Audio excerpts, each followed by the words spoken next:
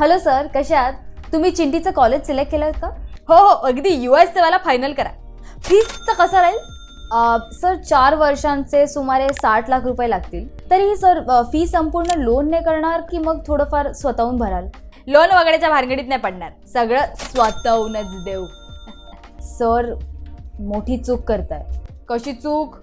Sir loan घेण्यामध्ये तुमचाच फायदा आहे. तुम्हाला एका वर्षाची फी 15 लाख पडेल. जर तुम्ही ही रक्कम भारतातून USA स्वतः ट्रान्सफर केलीत तर 5% TCS लागेल, म्हणजेच 75,000 रुपयांचा खर्च. पण जर तुम्ही लोन घेतलं आणि चिंटीला बँकेतून 15 लाख रुपये ट्रान्सफर झाले तर TCS वगैरे काहीच लागणार नाही. थेट 5% वाचतील. अरे पण मॅडम, लोनवर इंटरेस्ट तर लागेल ना, त्याचं काय?